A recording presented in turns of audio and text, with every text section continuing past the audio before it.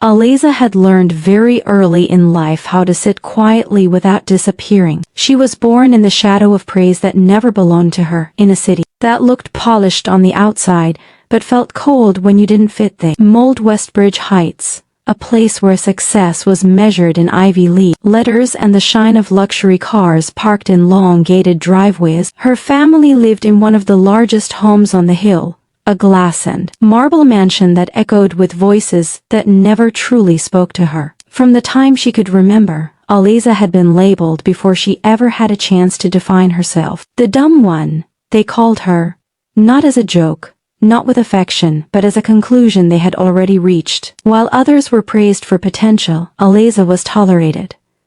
While futures were planned for others, hers was ignored. She worked quietly as a junior data archivist at a private research firm downtown, a job no one in her family bothered to understand, let alone respect. To them, it sounded small, unimpressive, temporary, another confirmation of what they already believed about her. Her younger sister, Serafina, was the opposite in every way that mattered to their parents. Brilliant, radiant, adored. Every dinner conversation revolved around her achievements. Every family gathering turned into a stage for her accomplishments. When the acceptance letter from Harvard arrived, framed in gold before the envelope had even cooled, the house erupted in celebration. Aleza stood in the hallway that night, holding a glass of water she never drank, listening to laughter bounce off the walls as if it belonged to the house itself. No one looked at her. No one asked how her day had been.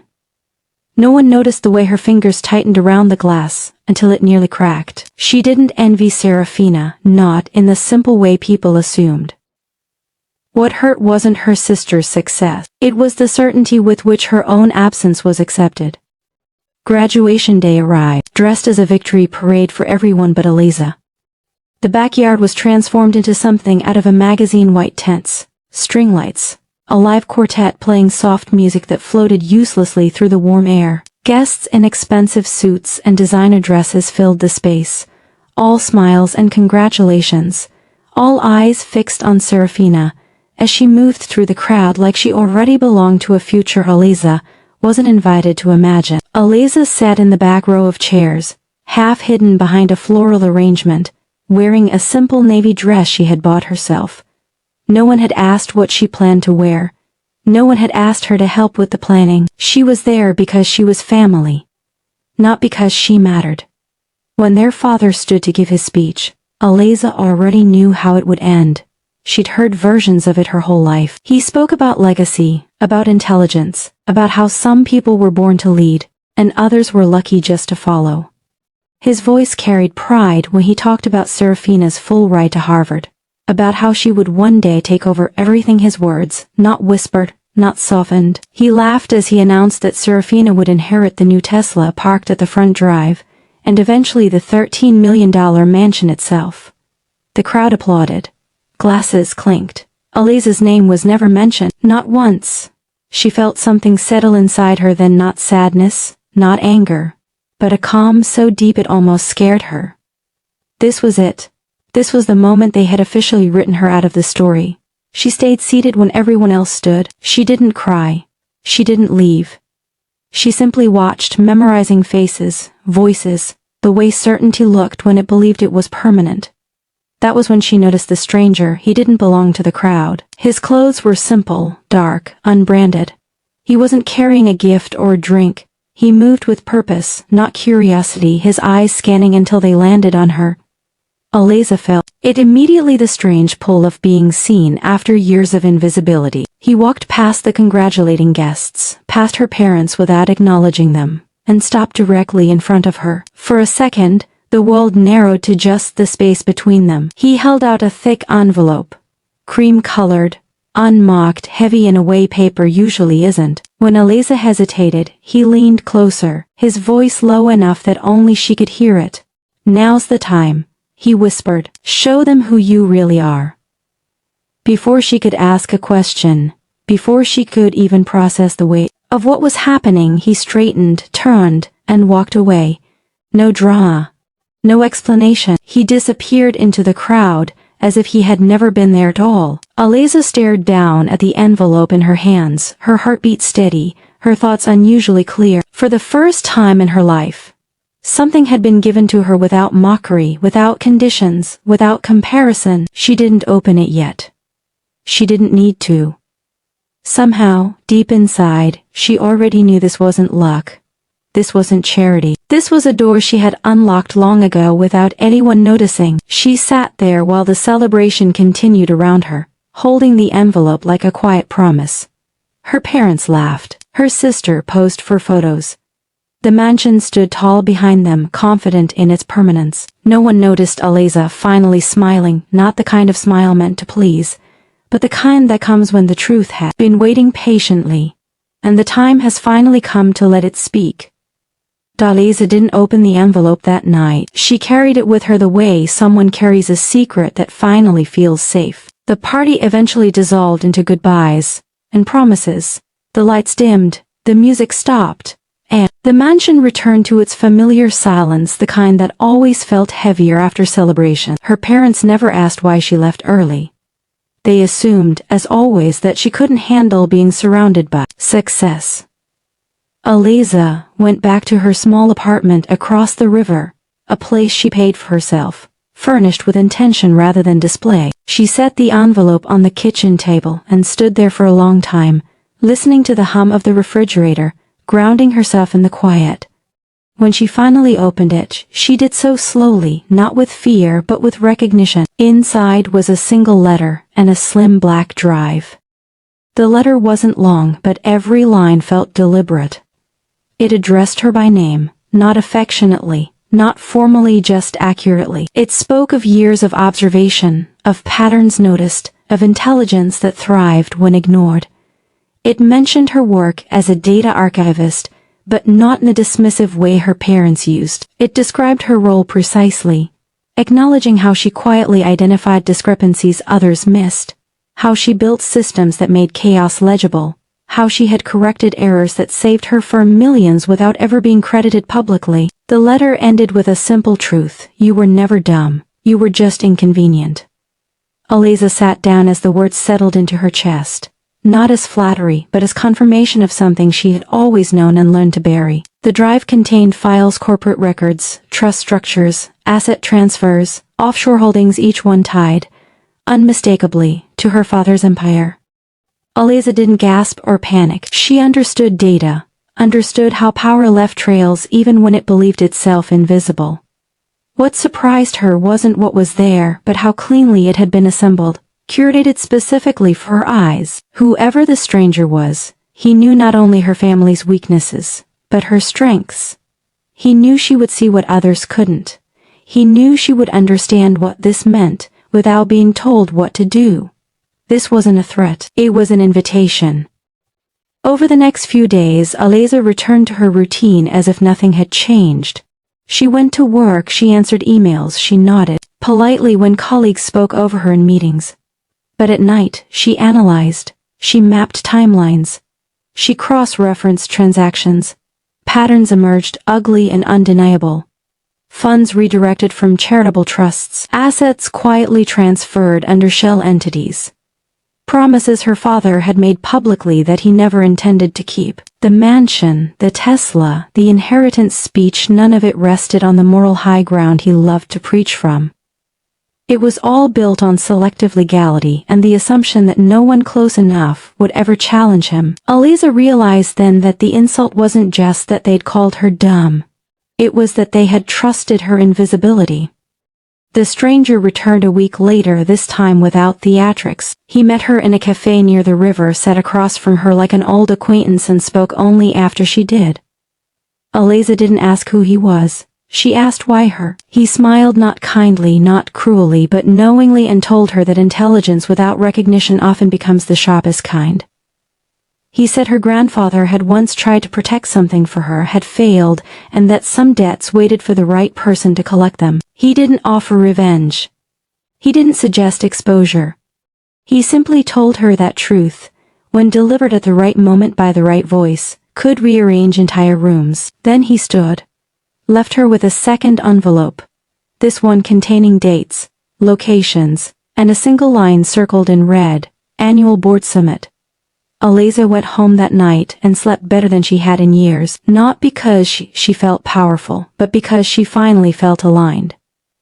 For the first time, her silence felt intentional instead of imposed.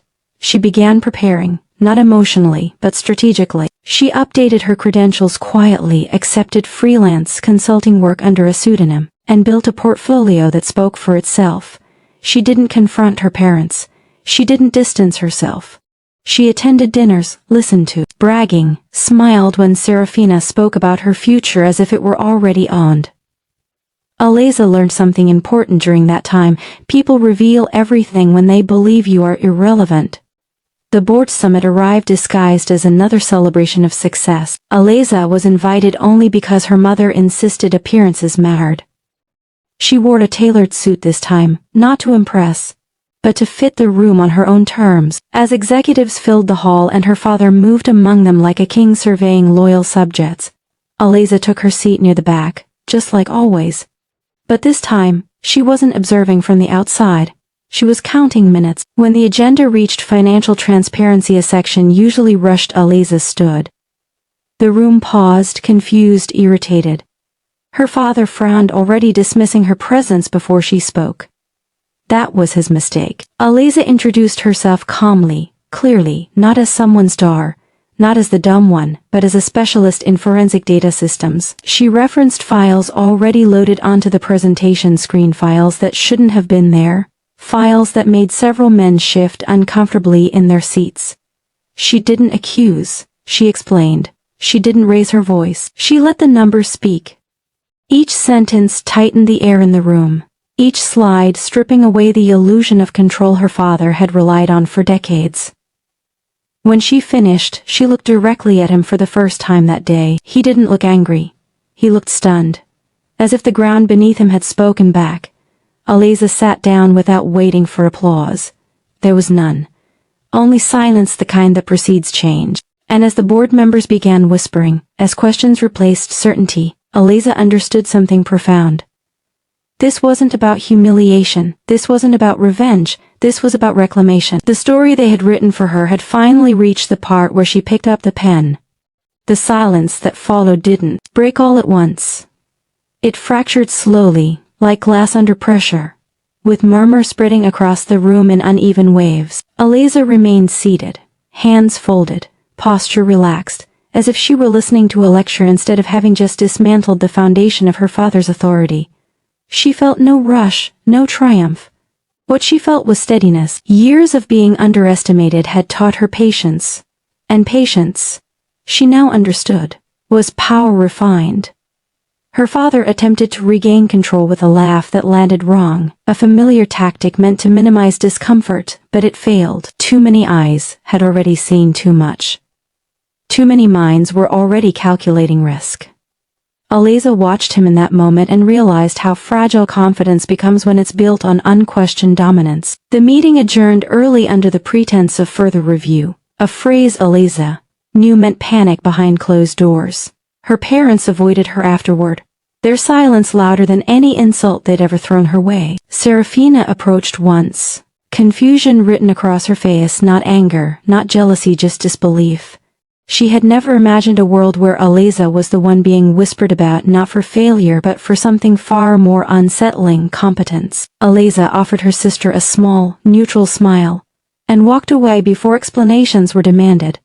This wasn't a performance for family, this was a recalibration of reality. In the days that followed, the house on the hill felt different. Calls were missed, dinners were cancelled. Lawyers' names appeared in conversations where gossip used to live.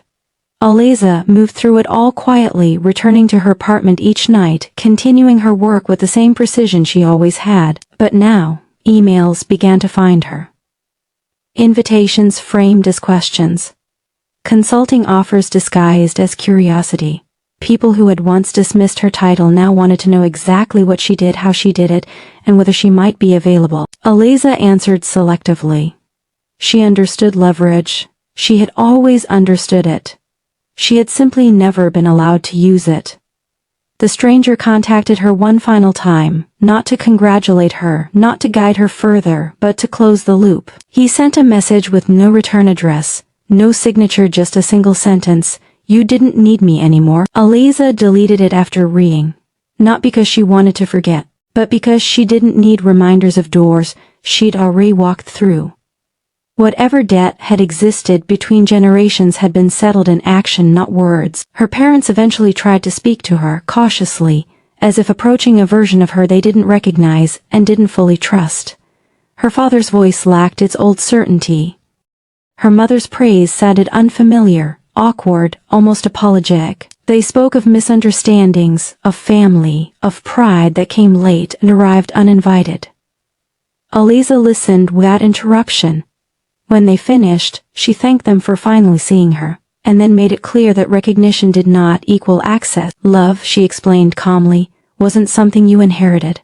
It was something you earned long before it was needed. As for Serafina, the relationship shifted into something quieter, more honest. For the first time, her sister asked Aleza questions not about fixing things, not about favors, but about how she had survived being invisible. Aleza didn't dramatize it, she told the truth. She talked about observation, about learning systems instead of fighting them, about choosing growth when validation was unavailable. Serafina listened in a way she never had before, and in that listening something healed, not fully, not magically, but enough to move forward without bitterness. Aleza didn't take the mansion. She didn't want the Tesla. She built something of her own instead, a firm that specialized in uncovering the truth others preferred buried, operating with transparency so sharp it scared dishonest people away. Success followed quietly, steadily, without spectacle. And sometimes, when she thought back to that graduation day, to the chair in the back and the envelope in her hands, she didn't feel anger. She felt gratitude for the years that sharpened her, for the silence that trained her, and for the moment when she finally understood that being underestimated wasn't a curse. It was camouflage. Time did what it always does when truth has already shifted the ground. It revealed who could adapt and who would collapse under the weight of their own denial. Aleza's firm grew without spectacle, not through loud announcements or glossy interviews, but through results that spoke in rooms she never had to enter herself. Corporations came to her when regulators were already circling, when internal audits had failed, when someone in a tailored suit finally admitted they needed honesty more than edge. Aleza listened, analyzed, and delivered clarity with surgical calm. She never raised her voice. She never overpromised. Her reputation formed the way real power always does, quietly, inevitably. People who once wouldn't remember her name now spoke it carefully, as if precision mattered. Her parents' world, meanwhile, shrank. Not dramatically, not in a way that made headlines, but through a slow erosion of certainty. Deals stalled. Trusts were frozen pending review. Invitations thinned.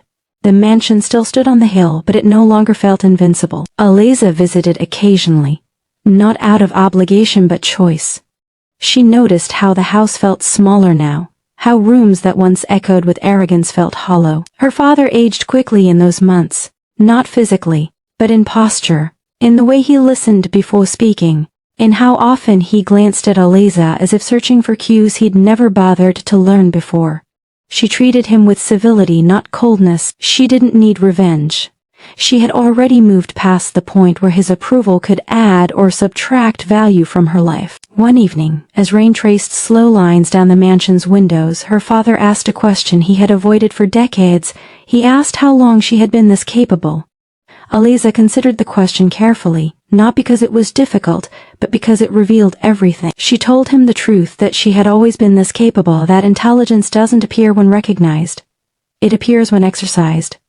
She explained that being ignored had forced her to rely on herself, to build confidence without mirrors, to learn without applause. Her father didn't interrupt. He couldn't. The story didn't leave room for defense. When she finished, he nodded once, as if acknowledging a verdict he could no longer appeal. Outside the family, Aleza's influence extended in ways she never predicted. Young professionals reached out quietly, people who had been labeled early, dismissed for not fitting narrow definitions of brilliance. Aleza mentored selectively, not as a savior, but as a guide. She taught them how to read systems, how to understand power structures without internalizing them, how to let discipline outlast doubt. She didn't promise fairness. She promised clarity. And for those willing to work in silence before being heard, that was enough. Sometimes late at night, Aleza thought about the stranger not with curiosity, but with perspective. She understood now that he hadn't given her power.